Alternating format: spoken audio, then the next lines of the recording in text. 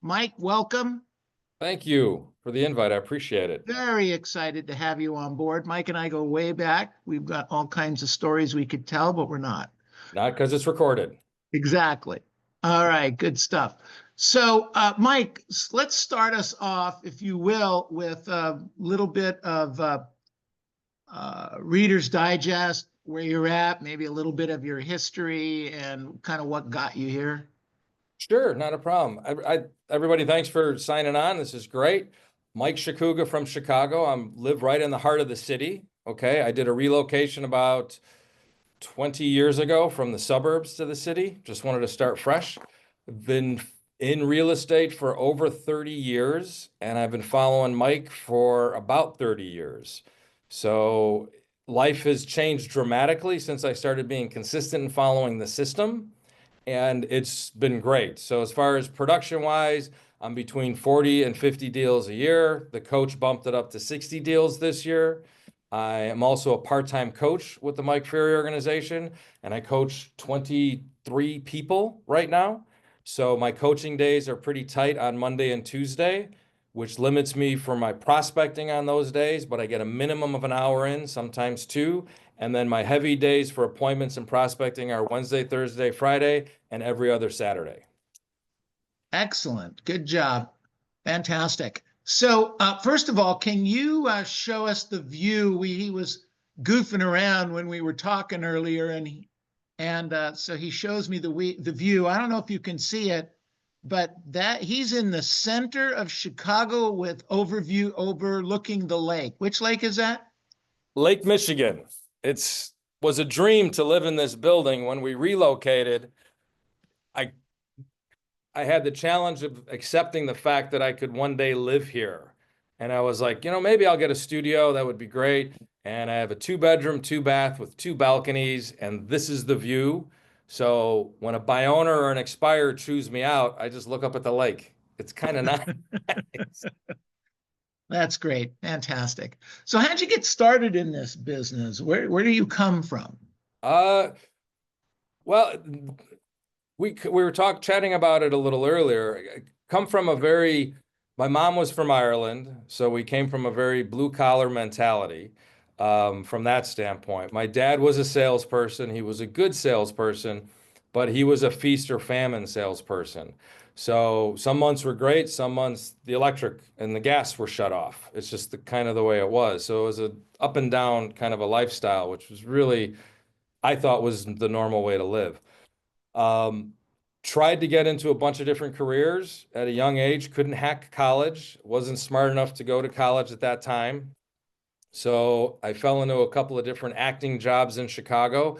I was one of the worst actors in the history on stage, fired before shows because I was that bad. So it was a different life. And then I did odd jobs, and I was just talking to a client about it. I used to have to dig holes for apartment complexes so they could plant piping. Oh, let me stop you right there. Sure. So which is harder work, digging holes for pipe or door knocking? Oh, it's a tough call, man. And the funny part was I'm half Polish, and the crew I was working on were a bunch of guys over from Poland. And if you did something wrong, they threw dirt in your face when you were digging a hole. So the worst I get now is a hang up and a curse out. That's it. It's pretty awesome. Well, that's great. That's fantastic. So when you started so you got into real estate, how? I got into real estate when I don't know. Oh yeah, no, I apologize. I got into real estate when I was 21. I was flunking out of a class. The guy that was teaching the class was a part-time realtor who drove a Mercedes. And I knew he didn't make the money from college. So I asked what he did. He said, I got into real estate. He goes, it's an easy job. You'd like it. So I jumped in at 21. My family explained that was a stupid choice because it's a commission-only job. What the hell are you thinking? Get a 9-to-5 job, keep digging the holes, you'd be fine. The first couple of years, I thought they were right because it was really a tough job. I mean, I don't think I sold my first house till 6 months in, if I'm not mistaken. And the broker at the time, Mike always jokes about this, but it was really true. The broker at the time said, "You're doing great. You're right on track." And I was thinking, I can't live like this. I'm living in the basement of my folks' house. I want to move out. It was rough. And then when I was like 22, 23, one of the agents said, "Why don't you come to this Mike Ferry seminar?" I never heard of Mike. I didn't know anything about him. I knew what I was doing wasn't working. I was doing floor time. I was doing open houses really poorly at the time, just waiting for the business to come. And then when I saw Mike on stage, I think a lot of us from the old days had the same experience. He scared the heck out of me. I mean, he was very intense. He's a very much mellower guy right now. Sabrina's done great for him. But he was very intense. Like, you need to do this. Don't do this. You're an idiot if you do this. I mean, he was very, and I just remember taking notes nonstop, furiously. And then it was an action workshop. Neil, it was in the old days when he would fly in once a week to do the action workshops. Right. And I was so stoked on it and excited about it. And I took all my notes and I went to the office and did it. I was doing it really bad because I wasn't totally focused. Plus, a lot of the people in the office were not supportive. You know, they thought it was the dumbest thing in the world to cold call and to prospect. And why are you wasting your time?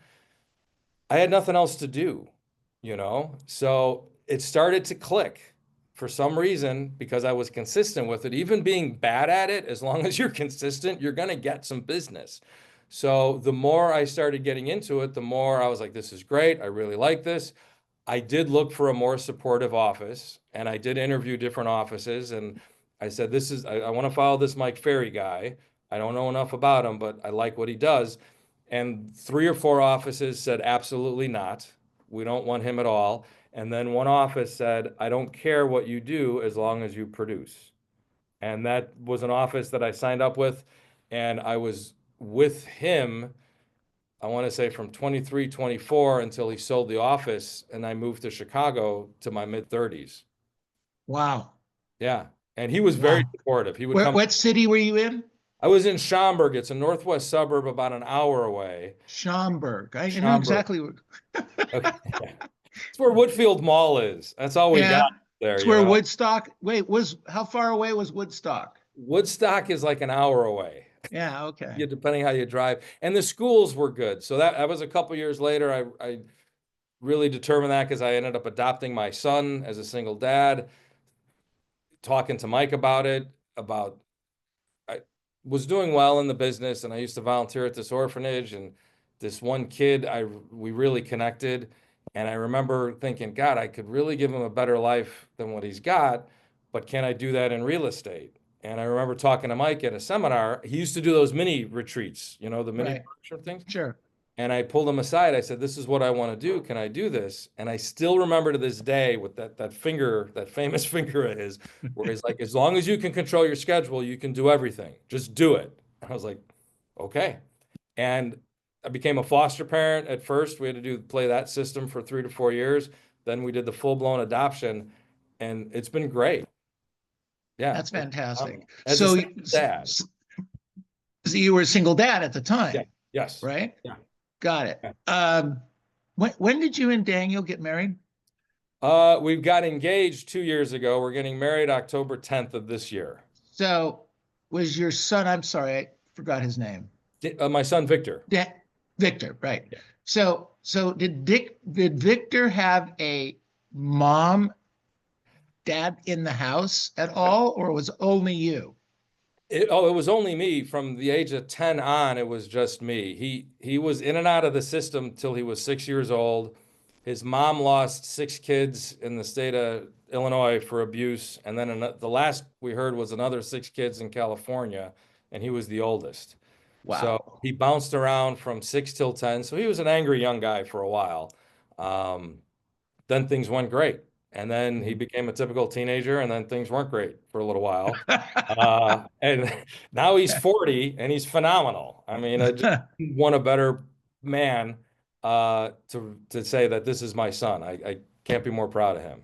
Wow, that's so great. You know, we talk about this all the time with some of our newer agents. The moms that are either single moms or moms that are trying to build a big business. Hmm. So you pretty much went through very similar things, including, having to deal with kind of a disruptive child, as I remember. Oh yeah. Yeah. As it, I felt as a single parent, it was also a little easier from a business standpoint because it made my schedule tighter, right? So I would drop them off at school, and then directly from school, I'd be in the office by 7:15. And then so from 7:15 till 8, because back then you could start calling at 8, which I think you can in most places. But from 7:15 till 8, I would do my affirmations, my goals, my role playing, then get on the phone at 8. Also, we had to pull up expireds, and we didn't have companies like Arch that would just shoot you the numbers. We had to research all of that jazz. So then from 8 to 12, I prospected, then 12 to 1 lunch. He would come back from school, hang out in the office till he'd get done around 3:30. He'd hang out till 5 or 6. And then on Tuesdays and Thursdays, I did my appointments. So, and I still have this structure with my schedule. The appointments are Tuesdays and Thursdays, either at 4 o'clock or 7 o'clock. 4 o'clock, because the office staff stayed in the office till 6 and they could babysit him. And then 7 o'clock was one of the neighbors where we used to live would watch him if I had an evening appointment. How old was he at the time? He was 10. Yeah, Okay. yeah, from 10 till 16, this was great. At 16, it went downhill. And you took this on. This became a voluntary thing with love. You brought it into your life. Yeah, thank you. If you met him, you'd understand why. He's a great kid. He's very charming. That's why you don't bring him around me. Is that what you're Yeah, saying? yes. I mean, the joke is he's kind of like the black JFK because he's just smooth and charming, and everybody wants to hang out with him. I mean, Interesting. it's just the way he is. Wow. And now I got to brag just a little bit. We went through some pretty bad times from 16 till 22.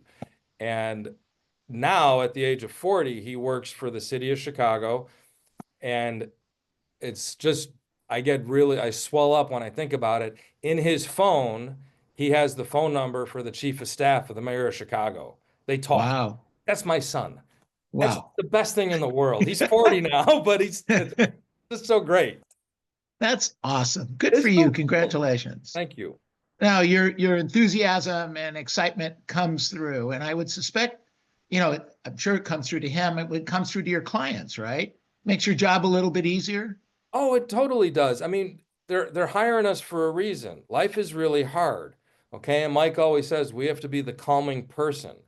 And from an enthusiastic standpoint, I have it bubbling over, but that's also why they're hiring us. They don't want to hire a dud.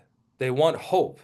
Because right now, again, it doesn't matter what side of the aisle you're on, everybody's freaking out about what's going on, and everyone's like, the rates are too high, and the political climate, or the political climate is great, but the rates are too high, or this is going on, recession, inflation. And so it's like, great, no. Do you want to sell your house? Great.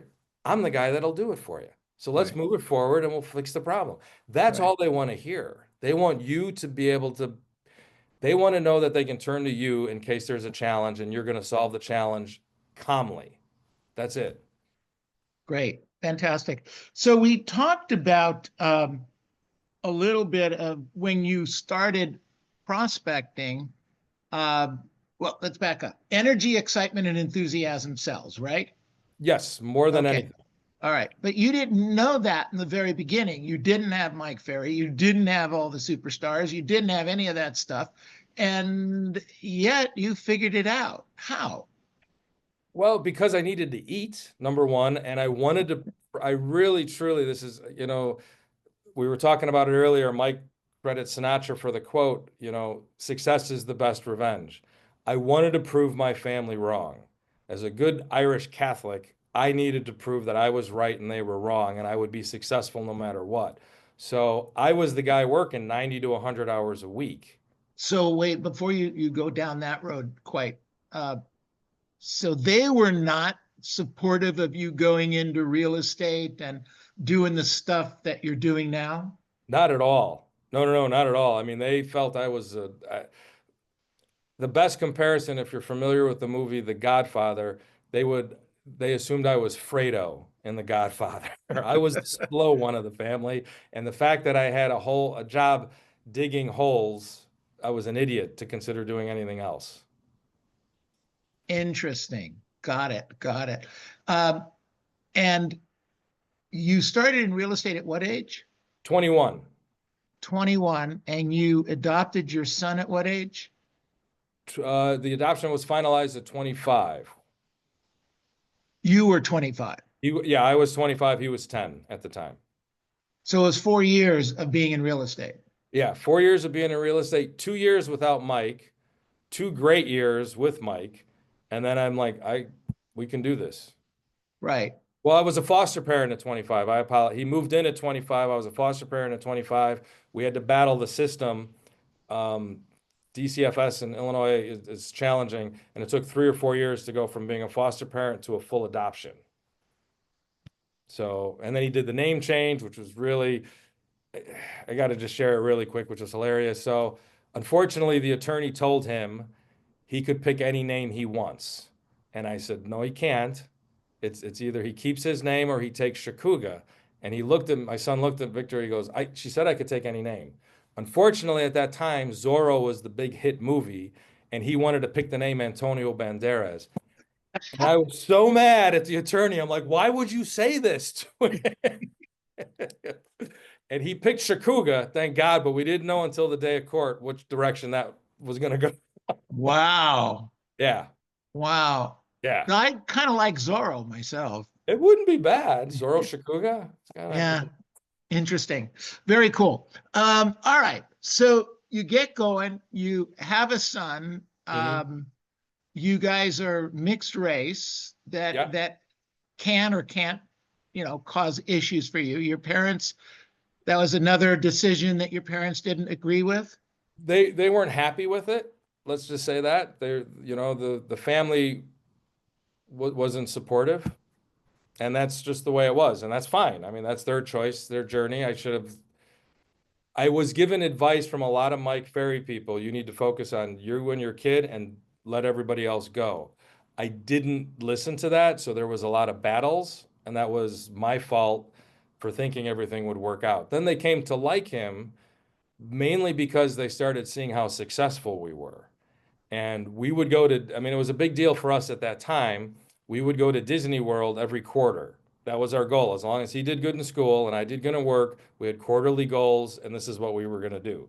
So we did Disney World, we did Disneyland, we did Jamaica, we did cruises, we did all this stuff together. And that's when all of a sudden the family is like, all right, maybe you're not a screw up. And Victor was on honor roll too. So he was doing great. Such a great story. Such a great story. And it's a perfect example of you can have 1,000 things going on in your life, not all of them real estate related, and still have a successful career. So right? Oh yeah. And the thing we joked about it during the prospecting time. The only thing that would take me off my schedule was if the school would call. That was it. If there was an emergency, I would be interrupted for that. Then when he became a teen, it was if the police called, because he was one of those kids for a while. And that was rough. Okay. So it went south pretty bad. And I remember even my coach saying, listen, you still need to work. You still need to pay bills. Okay. And he would, it was Bruce Keith, Kathy Anderson. I had some great coaches. And they said, okay, mentally, what can you give us today? And I would say, after 4 or 5 hours, man, I want to rip someone's head off. And they're like, great. Prospect for 3 hours, go on appointments for 2, deal with the rest of your family stuff afterwards, but do something productive today. No matter what is going on in your personal life, get something accomplished. And then it turned from 5 hours a day to 7 hours a day to 8 hours. And then it just got back to normal because we all have crap going on. A divorce, a sickness, a death. We all have this stuff, a car accident, but we still have to, this is a grown-up job and we have to treat it like that. Well, that's great. And you're living proof of that gets done. So Yeah. Mike saying to you, the schedule's going to be the thing that's going to keep you sane, correct? Yes. I mean, it's the number one point in the sales skill system is time management. Right. Oh, and there's a reason for that, because once you get your schedule under control, everything else is easy. Okay, but hold on, let me get rid of Because that's this. really not, that big of a deal. You can promote, Okay. So, how do you, I mean, we all hear the same thing. We all have been taught the same thing. And yet some people can't grasp that, how do you, okay, I can create a schedule, but how do you stay on the schedule? Or if something does pull you off, like the police call and your son and whatever, that kind of stuff, I can't even imagine that. It was a trip. So I have enough problems when the principal calls. Yeah. How do you do that? Is it you just have Well, how does that work? It's a great question, but it goes back to what Mike used to say, and you'll remember the saying, what's your option? Okay. That was it. That was really that simple. Again, you're talking to Fredo from The Godfather. I'm not the sharpest tool out there, but I know my option is I'm not going to inherit a lot of money. Nobody's going to give me a lot of money. I need to make money when he was younger to pay for bills and trips and things like that. And then when he was older to pay for lawyers and crap like that. So I didn't have an option. I had to focus and get things done. And with the schedule, no matter what I did, I know as long as I did my schedule and I prospected when I was supposed to consistently, things will work out. I mean, and if you, Mike, to this day, nothing's changed with Mike. He just sent an email, I dated it on March 14th that he sent out with the schedule that he expects everybody to follow. Okay. And I mean, if you look at it, it's an 8 to a 9 hour schedule. And if you follow this schedule, you're going to make between 250 and 500 a year consistently. You got to follow it. He's got Saturdays now, which he didn't used to, but he's saying you've got to prospect 6 days a week versus 5. It used to be 5. So that's changed a little bit. But as long as, what else do you have to do to make this kind of money legally? What else can we do? No, absolutely, 100%. It's a great thought. Absolutely. First, before we go any further, Mike, can we take a few questions, see if there's anything out here? Anyone have any questions for Mike before we move on? I'm sorry, I can't see your hands. Hands up, anyone? Go ahead, Tess. Tess, go ahead. Tess, stop playing with the switch. All right, go to somebody else. Rochelle, did you have a question? No? Who had another question here that was right in that area? All right, well, until they figure this out. Okay. Hi, I have a quick question. Sure, Shakira, go ahead. So, hello, Mike. So, and Neil. So, when you started the coaching, you already had money under your belt to pay for the coaching? No, it's a great question. At the time, I didn't. I had a credit card, and I took a total leap of faith because at that time, Karen Bernardi was at one of the seminars when he started. Well, it was first called business planning before it went into coaching. And it'll sound silly, but $365, I remember that was like a huge amount of money back in the early 90s. It was like $4,200 a year, right? Something right. like that. It was nothing, but at that time it was a lot, So I just charged it on a credit card, and I figure 6 months available to do the credit card, and then if it didn't work in 6 months, okay. Now, the coaches that I had in the beginning, it was, I guess the best way to describe it was like taming a Bronco, because we would never do this now, but back then the coaches were so intense, they would hang up on me during a coaching call. That was Matt Ferry. Matt Ferry, Tom Ferry, David Long, Bruce didn't. Kathy tried to a couple of times, but she's too nice. I'd call back and I go, I'm paying for this call. You're going to listen. And they go, you're paying for the call. Either take our advice or don't. Click, and they would hang up. And it took me a while to be like, I am paying. I should listen to what they have to say. I don't know anything. You You're know, right. I had that experience really quick with a coaching client last year. I just want to share a really quick story about this guy. He's great. He's a rock star agent out of Houston, Benny Lopez. When we first started working together, he had no business. Okay. He was transferred in. He had no business. He was thinking of quitting coaching. And we really had a very intense conversation on the phone. I figured he was quitting coaching. I had nothing to lose. So we raised the level of intensity. And he's like, so what do you want me to do? And I go, I want you to write your affirmations every single day. Send them to me every single day. You have nothing to do right now. Be on the phone 4 to 5 hours a day. You do this for 90 days. I guarantee you, you'll have at least 5 deals under your belt. But you need to do it for 90 days straight. I mean, it was intense. He thought affirmations were stupid. Now, He thought the scripts were stupid, right? thought the scripts were stupid, affirmations were stupid. My mistake as a coach, I did not know Benny's skill level when we started working together. I told him he could get 5 to 6 deals in 90 days. He had 8 or 9 deals in 45 days. He was intense. He's still a very intense young man. We still work together. He's an outstanding agent, sends me his affirmations daily. He loves his affirmations. He's focused on his goal. And he just says, Coach, all I got to do is 4 hours a day and I hit my goal. That's all I have to do. Now, last year in July, he almost didn't come to the retreat. And it was because of Melinda, which I don't know if she's on the call or not. He was overwhelmed. He had like 10 or 12 deals and he was freaking out. He used to do that in a year. Now he has 10 or 12 pending, right? So I go, no, this is exactly why you need to come to the retreat, to meet people on how they deal with this.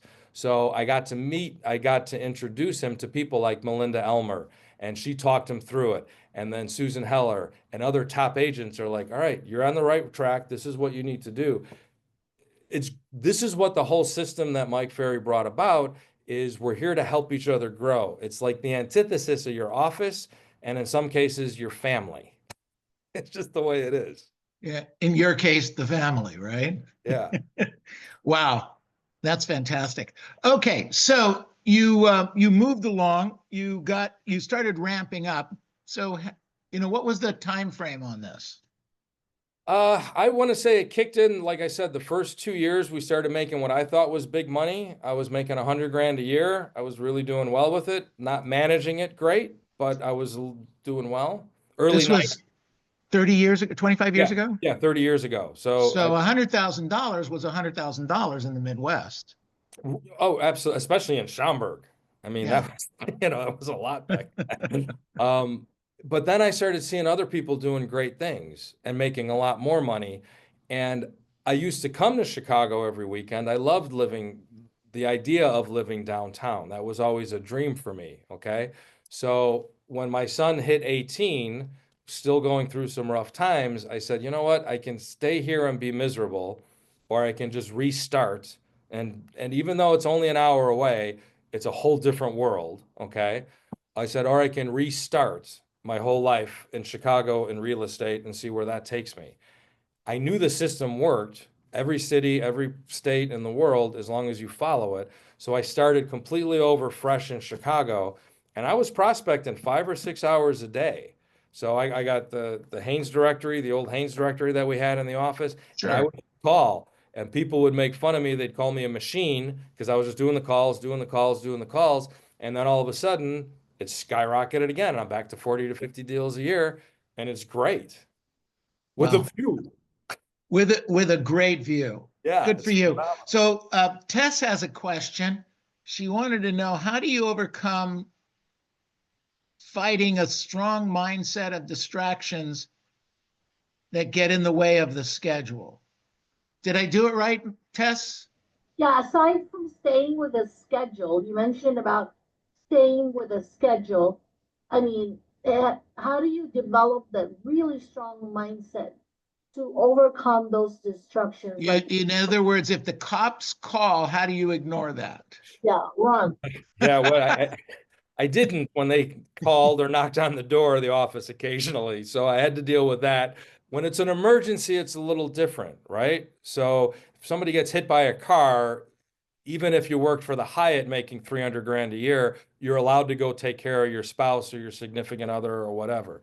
So from a prospecting standpoint, Mike says a limit all distractions. So it's always fascinating to me because I don't play with my cell phone when I'm prospecting. I don't look at social media when I'm prospecting. I don't return emails when I'm prospecting. Bombs could be going off, and unless they're hitting that lake, I'll have no idea. I really won't. And I'm not trying to simplify it, but it's really that easy. Is when I'm on the call, I'm focused to who I'm talking to, and because you're solving their problem. They have a problem, and that's your job to solve it. Anything else can wait until after my prospecting time. The 10 minutes are my mindset time. That's my time, and I have books down here. I have my time to read my books, to read my goals, to rewrite affirmations. So what you just jumped into, most people don't know. You went from you're talking about 50 minutes of prospecting and 10 minutes of off time in a prospecting hour, correct? Correct. Mike always says we work for 50 minutes. We take 10 minutes for a mindset break, not a text break, not an email break, not a deal break, because that'll distract you, Tess. That's exactly what you asked about. All of a sudden, you're like, I'll return this text. Well, that text turns into 4 texts, which turns into 2 calls, which turns into 7 emails. And 2 hours later, your day's gone. So, for me, it was always, if I could get 4 hours done before 12:30, before lunch, it was going to be a great day. I just knew that was going to happen. That's the magic number. Awesome. Great question, Tex. You have a follow-up? I have to follow that, but whatever you say. No, it's great. It's great advice. And he also wanted to add, don't go to Fontana. Okay. So Mike, another question in the chat box. What are your recommendations for a weekend schedule for someone who works on weekends? If I had Vugar, do I have that right? Yes, sir. Okay. So you work on weekends, is that what you're saying? Yes. Okay, so you want to know how to work that into your world? Yes, sir. Got it. Mike, can you help him? You mean you work real estate on weekends? Yes. Okay, great. Okay. It goes back to Mike's, literally, if you got the email from March 14th, Mike goes into that schedule where he's telling us that we should be prospecting 2 to 3 hours, 6 days a week. So if you're working the weekends and you're going to do it on a Saturday, call for 2 to 3 hours on a Saturday. Then he wants us to do 1 presentation per day. So that could mean knock on doors to a buy owner, present yourself to the buy owner to at least introduce yourself to have that potential. Most people I have found when they work on weekends, they're kind of screwing around with Facebook and all that other jazz. Again, nothing against that. That's not my world. But all of a sudden, if you start at 9 o'clock playing with that stuff, it's 3 o'clock and you haven't talked to anybody. So if you set a strict schedule of I'm going to work Saturdays and Sundays, if those are the only 2 days you're going to do real estate, then you need to be prospecting 4 to 5 hours a day on Saturday and Sunday and then doing appointments. All right. Thank you, sir. Good job. Great question, Vugar. Mike, thank you. Can you repeat that? I'm so sorry, I missed that. I've got people talking Emma, behind we me. recorded it. So Okay, oh, fine, that's fine. this is recorded. Okay. And then Adriana had is a day that you prospect 5 hours and you do not set an appointment. Is there ever a day that you prospect 5 hours and don't set an appointment? Is that what it is, Adriana? Got it. Oh yeah, that happens all the time. I mean, it's the consistency of it. There's times when I used to be in good shape when I would work out at the gym and I don't look good, but at least I did the workout. So I know it's going to be a better day tomorrow when I work out. With the prospecting, if I don't get an appointment today, if I do my 5 hours today, like on the schedule, I'll get 2 appointments tomorrow, or I'll get at least 1 appointment tomorrow. As long as I'm doing it consistently every day, it will happen. So it's activity breeds activity. right? So all of a sudden, if you're doing 5 hours of prospecting and nothing has happened for you, you will get a call from someone that wants to buy or sell a house. It's just in the real estate world that happens. As long as you're putting the time into the job, it will pay back. Okay. Now, it's also your mindset that's important while you're prospecting. So, and Ron just did a class on this as well at the productivity school where, if you're calling, they're not going to pick up, they're going to be pissed off, this is going to be a bad call. Well, you're going to get what you're thinking about, but they're home, they're happy, they want to move. I say that's to myself 100 times a day, easy. So, and they're not always home, they're not always happy, and they don't always want to move. But in my head, that's not who I'm looking for. I want the person that's going to be home, happy, and wants to move. And it goes back to Mike again. As long as you're generating, you don't have to tolerate. So if you keep generating those numbers, you don't have to deal with the people you don't want to deal with, the unhappy people. That's great. Good thought, Mike. Questions for Mike right now? Anybody that wants to pop up their hand? Hey, Mike. So you mentioned 50 minutes of prospecting and then a 10-minute mindset break. Yes. What does that 10-minute mindset break look like or consist of? That's a great question, Alex. It's different for everybody, right? So for me, I review my goals. Okay. So I'm a big old-fashioned, Mike always says, never underestimate the power of handwriting your goals. So I'll rewrite my goals. Sometimes I'll meditate. Sometimes I'll read a book. Earl Nightingale has some great, The Essence of Success. It's like 3 pages a chapter. I'm a slow reader. So let me rephrase that. I'm becoming a better reader so I can read it in those 10 minutes because that's important to me. Okay. My name is Fredo. Yes, my name is Fredo. And that's what you do. Now, I have some people that read scripture, and that's great. I have some people that will take a cigarette break, whatever. I have some people that'll walk around their building just to clear up their mind, or if they're working at home, play with their dog. But it's 10 minutes. You've got 10 minutes to refresh yourself, to hit it hard for the next 50, so you're able to go. And I think the message here is a consistent message, Mike, that we get from all the superstars is discipline wins overall. Discipline and consistency wins overall. Okay. And you're disciplined. A lot of people can't understand. I get agents that tell me all the time, gee, I'm sorry I couldn't make role play today. Okay. Why? Well, I had to get my kid to school. Well, okay. Did you know about it? Yeah. Could you get somebody else to do it? Could you put him in an Uber, or could you take him to school and then stop your car and then just get on role play? Okay. Right. You gotta want to do it. If you don't really want to do it, you're not going to do it. Mike has decided this is the life he wants. This is the life he wants to provide for his son and now his husband. That's it. And against all odds, you didn't have a lot of people in your corner. No, it was the opposite. We had people pulling us down. They enjoyed the misery. And to go back to that discipline part, what I think is really key, we all have discipline. It's just where you're going to exercise it, right? So it used to be, the TV, your favorite show came on at 7 o'clock. You're not missing that. That's your discipline, to watch TV at 7. You chose that. The football game is coming on at 1. You chose that discipline to not do anything else, but damn it, you're on time for that football game at 1 o'clock. You need to have that same discipline when it comes to you and your work ethic. That's the key. Yeah, absolutely. Tess asks, what is your best formula for following up leads? Again, the system that we use is the Mike Ferry system. So it's a big battle with the leads with a lot of people.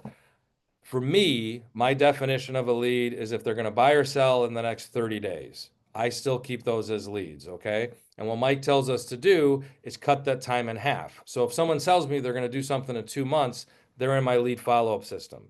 If I'm looking at my calendar, if someone tells me they're going to do something in September, I don't follow up with them. Yes, I know I could do a drip campaign. Yes, I know I could do a mail thing and an email thing, but the bad leads are keeping me from calling the good leads. And that's the most important thing. I want people that want to do something now. So if all of a sudden somebody's, and again, Mike says use common sense, right? So if they tell you, I'm not doing anything until October because I retire in October and we're going to move to our dream house in Long Beach in October, well, guess what? I'm going to call them in August. I will keep that lead because those circumstances are different than someone just saying, call me next year, call me at Christmas time. They have a specific reason why they're waiting. They're retiring in October. They have a house in Long Beach they want to go to. That's one I will keep. I'm not going to keep 100 like that. Got it. Good.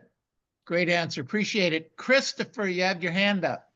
I do. It's really a comment more than a question. Mike is my coach, and everything that you guys are experiencing now with how he gives you advice, and also he's tough. You know, he asked me what level of coaching do I want, and it's changed over the last few months. But I will say that over the last 30 to 60 days, a lot of what Mike has been telling me has finally resonated, specifically with consistency. That was the hardest thing that I've been doing, and also being scared to get on the phones. But since I've been learning what to say and how to say it, studying the scripts per Mike, thank you. It's been working. So thanks a lot. Good Great. job, Mike. And Excellent. Neil and I joked about it earlier. In the beginning, these scripts were the dumbest thing in the world. Horrible. I mean, we're just, are you familiar with the techniques I use to sell homes? I mean, they were just so stupid and hard to say. And I'm sure I'm going to get hit by Mike and Sabrina. However, after going to enough events when I was first early on, I would see people who had the personality of a snail be very successful, and all they were doing was reading the scripts. And it was that simple. Like, all right. And then for me, I had to be like, well, when the guy hangs up on me or the guy curses me out, he's not really yelling at me. He's yelling at Mike Ferry because Mike's the one who wrote the script, man. So just say the words on the script. That's right there. That's right. Absolutely. So as we start to wind this down a little bit, I want to kind of get into your head about learning how to communicate the energy, the excitement, the enthusiasm. You know, we talked about you have a unique situation which allows you to read people's faces more than maybe somebody else might. But I'm psychic. You're psychic, right? Psychic. Yes. Yeah. No, but my point was, when we talked about it, it was, yeah, that's the answer, is to pay attention to the face. Yes. To pay attention to the face. Are they grimacing like, I don't want to hear this? Or, you know, are they shaking their head? Or maybe they're not shaking their head yet up like this, but they're rocking back and forth. You know, the rocking back and forth is just a good yes, as a good a yes as you know, this is a no. Right. And what Neil was talking about, my partner is deaf. So we've been together 6 years. So I learned that facial expressions are really key. Okay. And Mike always says it's okay to add questions, but not take questions away. So if we're going for a close during the listing presentation and I see him kind of lean back, I'll say, well, Neil, it seems like what I said kind of threw you off a little bit. Can we talk about it? What seems to be the issue? Or what is your concern? We have to think in questions. And Mike is really big on thinking in questions. If you ever see him speak, you ask him a question, he'll fire back 7 or 8. So, and it's okay to ask questions, not to be interrogating somebody, but to say, well, Neil, it seems like that's a concern. Am I reading that right? Or am I making a mistake? People love that because you're making it about them. The whole process is about them. It's not about how great you are or what an amazing company you have or your track record. Half the people I work with don't know my numbers. We don't really go into that. It's my pre-listing packet's the Mike Ferry pre-listing packet. No, I won't send it to you. Read what Mike says to put in there, and that's what's in the packet. But that's what it is. It's really that simple, but I'm making the presentation about them by asking questions. Right, exactly. You know, just as a comment, Mike, you're really very easy to listen to.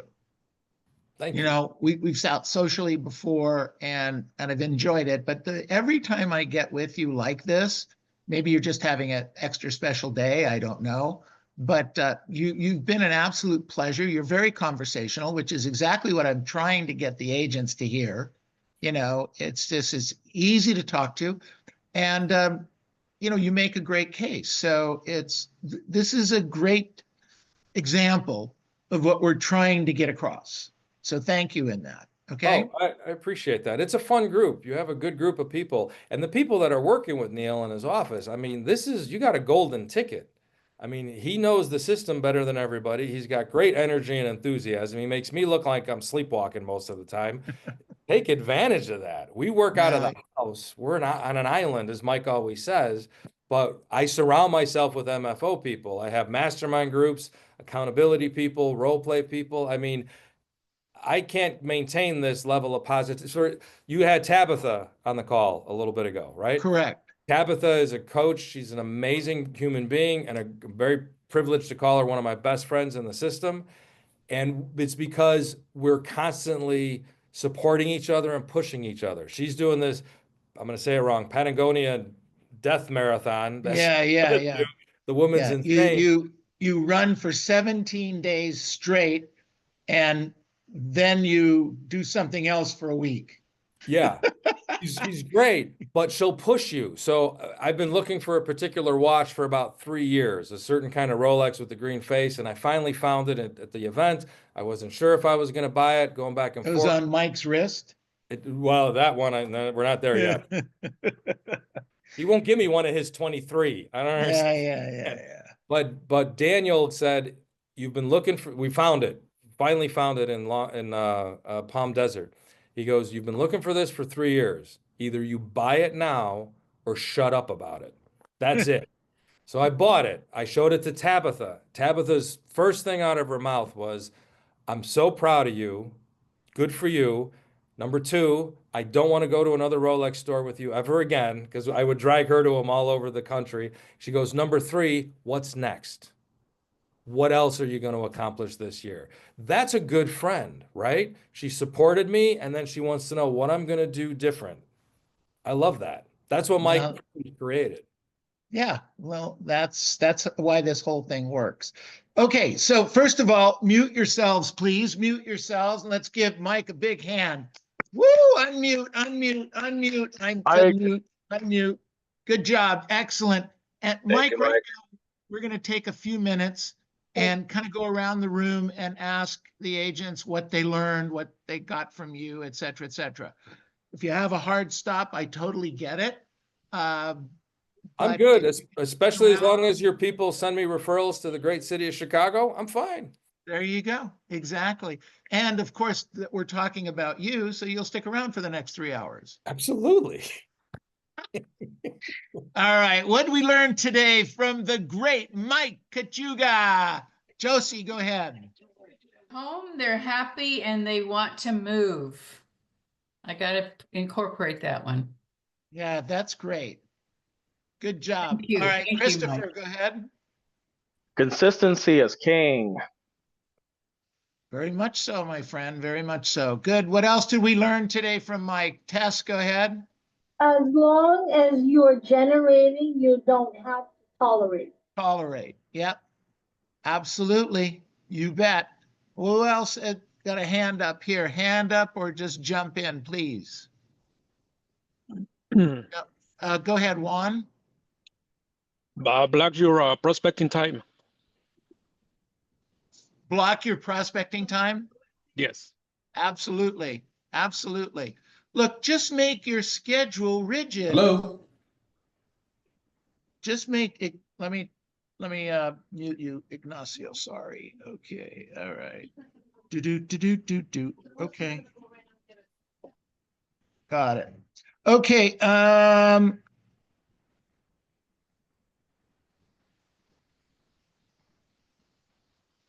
Yeah, get everything tight. The 90% of what's wrong in your life can be washed away with massive prospecting. The next best thing is just keep your schedule and get the morning right, and the rest of the day will work fine. Right, Mike? Oh, yeah. No, Mike always says that. It's the tighter your schedule, though, the more freedom you actually have. And everybody thinks it's the opposite. It's the tighter your schedule is, the more you're allowed to do what you want to do because you put that in your schedule. Right. Mike also says if it's not in your schedule, it doesn't get done. It doesn't exist. Yep. That's right. Exactly. Yeah. Good. Tess, go ahead. What I really like about this is each one of us have family issues. We all have a lot of drama and all that good stuff. I think the best way is that what I'm hearing from him is he knew what to prioritize. He understands that I have to support my family and I have to go to work. Yes, there are problems, but he also knows when to schedule those. Prioritizing. And he knew the police were going to come knocking. Oh, yeah. Rough days. They're funny now, but not back then. Yeah. I can't even imagine. All right, good stuff, Chris. Thank you. Anyone else want to share before we move on? Anyone else? Prospect for 15 minutes and take 10 minutes break, but do not play with your phone or social media, and do not return emails and do not return text. So I want to share, I am notorious of this. If I get a notification on my phone, I will look. I don't know if maybe you guys are watching me do that. Okay. Now, I don't usually do anything with it unless it's some kind of an emergency. But, my definition of emergency today is, one of the grandkids doesn't have enough money for a soda or something.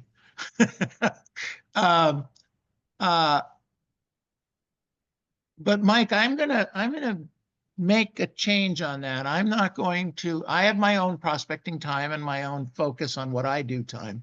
And I think I'm gonna make a commitment to that because I think if I don't hear it and I don't see it, that's going to help me stay focused through the morning. So thanks. So simple but effective. Good stuff. All right. Anything else? Anything else we want to share? This was a great interview. I really enjoyed listening to you, Mike. Thank you, Neil, for introducing him to us. I'm gonna look at this video back again because I think I really got a lot of great nuggets here. Aside from all the interviews you've done, Neil, I think this one is by far the best. Aside from Putman, forget his first name. I think it was also Mike Putman, right? Yeah. Very energetic. But yeah, thank you so much, Mike. Well, a lot of great stuff. That's he's in high company, baby. Huge. Yeah. Look, we're not going to be able to get him again. All right, everybody, unmute yourselves. Let's give him a big hand. Thank you. Mike, thank you so much. All my best to Daniel and Victor, and we'll see you at the retreat. Absolutely. So everybody sign up for the retreat in July. We'll see you there.